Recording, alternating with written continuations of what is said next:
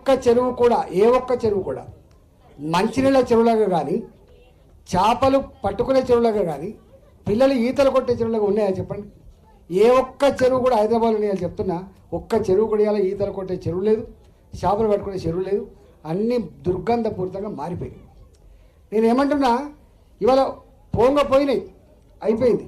కానీ ఉన్న water bodies ఏవైతే ఉన్నాయో ఆ వాటర్ బాడీస్ అన్నీ కూడా మంచిగా చుట్టూ కట్టేసుకొని వాటికి మంచినీళ్ళ చెరువులుగా మార్చుకొని ఏ డ్రైనేజీ నీళ్ళు అయితే ఇవాళ కలుతున్నాయో కలవకుండా బయటికి పంపించుకునే సిస్టమ్ పెట్టాలి తప్ప ఇలా మీరు ఎస్టీపీలకి ఇస్టీపీలతోటి ఇది అయ్యేది కాదు. వాస్తవం చెప్పాలంటే మనకు తెలంగాణ వచ్చినప్పుడు కొత్తగా మీకు బాగా గుర్తుంటుంది హుస్సేన్ సాగర్ చెరువు ఇట్లుంటుందా, కొబ్బరి నీళ్ళలాగా తయారు చేస్తా అని చెప్పాడు. హుస్సేన్ సాగర్ చెరువు కొబ్బరి నీళ్ళలాగా తయారు చేస్తా, పిల్లల ఈతలు కొట్టుకోవడానికి మంచి గొప్ప అది చేస్తారు. అయిందా అది? అంటే అంత పెద్ద అనుభవం ఉన్న మాట అంటే మాట తప్పనని చెప్పినట్టు పెద్ద మనుషుల వల్లనే 10 ఏళ్ళలో కాలేదు. ఇవాళ ఈ పెద్ద మనుషులు ఈ షెర్లన్నీ బాగు చేస్తారంటే ఎవరు నమ్ముతారు, ఏం చేస్తారు?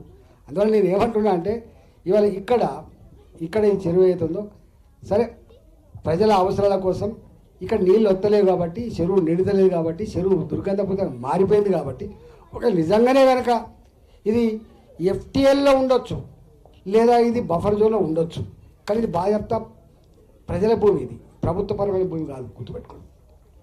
నేను నిన్న వచ్చి నారికి ఈ కాలనీ వాళ్ళు మీకు ఎంత ఉండే అంటే 5.5 ఎకరాలు ఉండే. మాకు 5.5 ఎకరాలు మొత్తం అమ్ముకున్నాము ఉన్నదా అంటే మొత్తం అమ్ముకున్న మీకు హక్కు లేవు కదా. నేనంటే వాళ్ళు కోపంతో ఉన్నప్పుడు నేనన్నా అట్లా నడవదు. ఇప్పుడు కాగితాలల్లో ఎంత ఉంటుందో గంతే చెల్తుంది తప్ప ఒక్కోసారి పొజిషన్లో తక్కువ ఉంటే నువ్వే బాధ్యత, ఎక్కువ ఉంటే కూడా నువ్వే బాధ్యత అవుతుంది. ఆ ఎక్కువ ఉంటే కూడా చుట్టుపక్కల కనుక పుచ్చుకున్న నా భూమి పోయిందని చెప్పితే వాళ్ళకి ఇవ్వాల్సి వస్తుంది, లేదా మనకు తక్కువ ఉందని చెప్పి ఎక్కడైనా కొలుసుకుంటే కూడా మనకి ఇవ్వాల్సి వస్తుంది వాస్తవంగా. కానీ ఇక్కడ అట్లాంటి పరిస్థితి లేదు, ఎటు కదలడానికి ఆస్కారం లేదు. ఈ ల్యాండ్ లాక్, ఇది ఒక మాటలో చెప్పండి లాక్ అయిపోయింది. ఇక్కడ ఇంకెవడో వచ్చి కొలుసుకోవడానికి ఆస్కారం లేదు, ఇంకోటి ఎంక్రోచ్ అవ్వడానికి ఆస్కారం లేదు. ఇది బాధ్యత ఈ ఊర్ల మధ్యలో భూములలో కొలతలలో అప్పుడప్పుడు ఇట్లాంటి సంఘటనలు వస్తుంటాయి, ఎక్కువనో తక్కువనో వస్తూ ఉంటాయి కాబట్టి ఉన్నది. ఇలా మీరు ఈ హైరేజ్ మీడోస్ వాళ్ళు ఈ మిగిలిన భూమి అయితే ఇది మీది కాకపోవచ్చు, కానీ గవర్నమెంట్ కూడా కాదు, ఇది ఎఫ్టీఎల్ కాదు, అది కాదు, ప్రజల కోసం అని చెప్పేది. నేను తప్పకుండా దరఖాస్తు పెడతా, కన్విన్స్ చేసే ప్రయత్నం చేస్తా అని చెప్పి మాటిస్తున్నాను.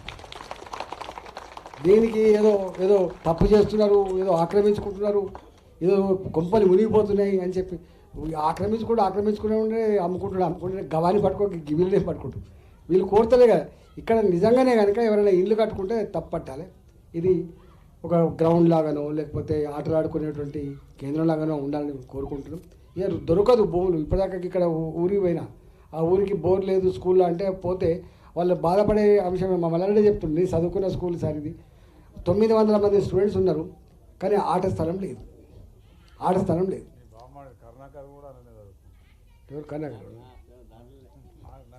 ఆడ లేదు అంటే ఇప్పుడు అనిపిస్తుంది చూడు, అప్పుడే పెద్ద పట్టింపు లేకుండే, ఇప్పుడు అనిపిస్తుంది. ఇలా అర్బనైజేషన్లో అసలు ఎక్కడ ఆట స్థలాలు లేవు, సేదతీర కేంద్రాలు లేవు, పార్కులు చక్కగా లేవు.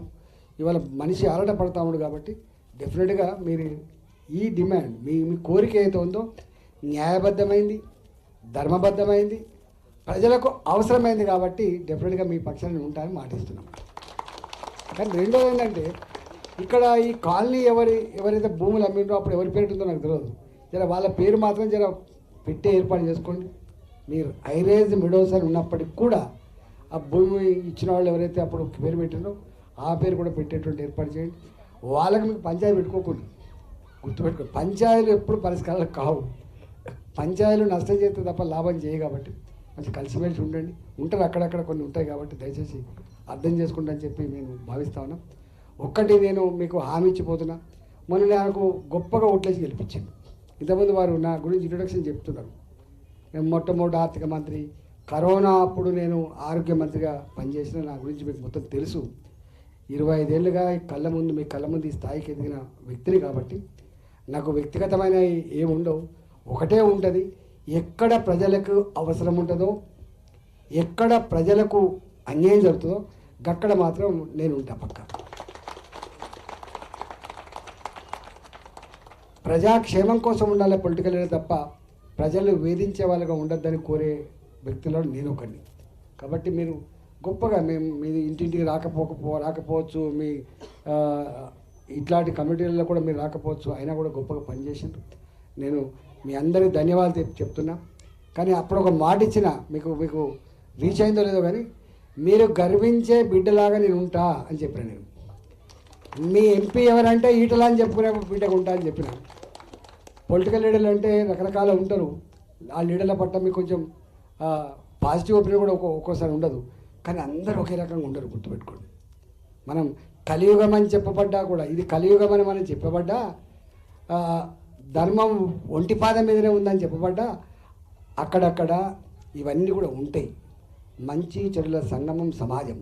ఒక్కోసారి మంచి ఎక్కువ ఉండొచ్చు, ఒక్కోసారి చెడు ఎక్కువ ఉండొచ్చు, కానీ ఆ సంగమం ఉంటుంది. కాబట్టి ఇవాళ అందరూ ఒకే రకంగా ఉంటారు. అంతిమంగా మనకి ఏదైనా అవసరాలు తీర్చాలంటే మళ్ళీ అదే పొలిటికల్ సిస్టమ్ చాలా అవసరమైంది. కాబట్టి ఆ పొలిటికల్ సిస్టమ్ని కాపాడుకుంటూ ఎవరు మనోళ్ళు, ఎవరు మందోళ్ళు, ఎవరు మంచివాళ్ళు, ఎవరు చెడ్డవాళ్ళు ఆ తర్కించుకునేటువంటి శక్తి మీకే ఉంటుంది. కాబట్టి డెఫినెట్గా ఇవాళ ఆ రోజు నన్ను గొప్ప మనసుతో మీరు ఆస్వాదించారు. డెఫినెట్గా నేను ఎక్కడ పోయినా అరే మీ ఎంపీ అంటే ఇగో గీన అని చెప్పి గుర్తుపట్టే గౌరవంగా చెప్పుకునేటువంటి పద్ధతిలో 6 నెలలు గడిచిపోయింది. ఈ 6 నెలల్లో నా బతుకంతా కొట్టాడకే పోయింది. మళ్ళీ వాళ్ళు ఇంతకుముందు ఏదో చెప్పిండ్రు, బతుకంతా కొట్టాడే అని చెప్పిండ్రు, బతుకంతా నిజాన్ని కొట్టాడు. మళ్ళీ 6 నెలలుగా కొట్లాడి, హైడ్రా మీద కొట్లాడిన 2 నెలలు, మూసీ నది మీద కొట్లాడిన 2 నెలలు, లగచర్ల మీద కొట్లాడిన, చివరికి ముత్యాలమ్మ ఆలయాన్ని ధ్వంసం చేసినాడు కూడా దాని మీద కూడా కొట్లాడింది నేనే మళ్ళీ. కాబట్టి మళ్ళీ 6 నెలలు కొట్లాడినా. కానీ ఇప్పుడే చెప్తున్నా మా వాళ్ళకి కొట్లాడ కాదు, ఇంత అభివృద్ధి కూడా జరగాలి, ఇంత రోడ్లు వేసుకోవాలి, ఇంత డ్రైన్లు నిర్మాణం చేసుకోవాలి. డెఫినెట్గా ఆ పని కూడా మొదలు పెడతా అని చెప్పి మనం, ఎందుకంటే నేను సిస్టంలో ఉన్నవాడిని, నేను కూడా ఆర్థికమంత్రిగా పనిచేసినట్టే ఆ డబ్బులు ఏంది కథ ఏంది ఇంత తెలిసిన వాళ్ళు. కాబట్టి డెఫినెట్గా ఇప్పుడు రాష్ట్ర ప్రభుత్వం దగ్గర డబ్బులు దివాళా తీసింది అది. కాబట్టి ఉన్నంతలో మీకు న్యాయం చేసే ప్రయత్నం కూడా చేస్తా అని చెప్పి మనవి చేస్తూ, మీ ఆలోచన మీ ఆశయం నెరవేరాలని సంపూర్ణంగా కోరుకుంటూ ఆ నెరవేర్చే క్రమంలో నేను కూడా మీకు అండగా ఉంటానని చెప్పి మాటిస్తూ సరే నమస్కారం.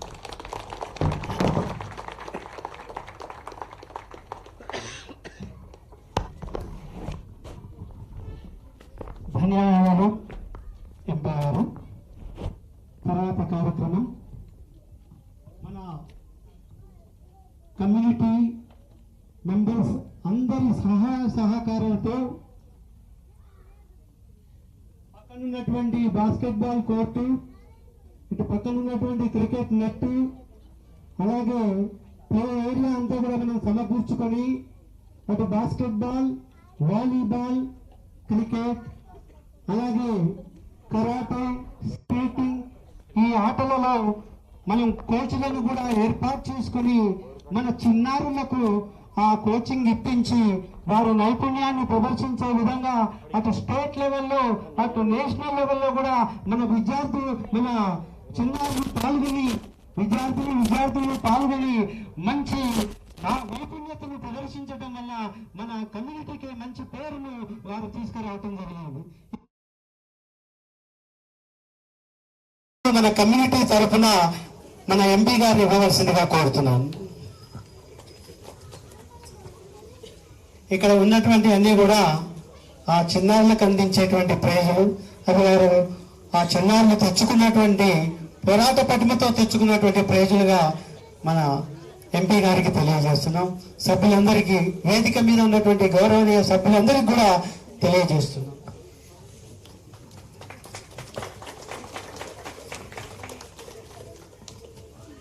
ఇప్పుడు ఈ పార్టిసిపెంట్స్ లో ఒకరిని పేరు వైజ్ గా పిలుస్తున్నాము. వారు వచ్చి మన ఎంపీ గారి చేతుల మీదుగా ఆ గిఫ్ట్ తీసుకోవాల్సిందిగా కోరుతున్నాము. రితేష్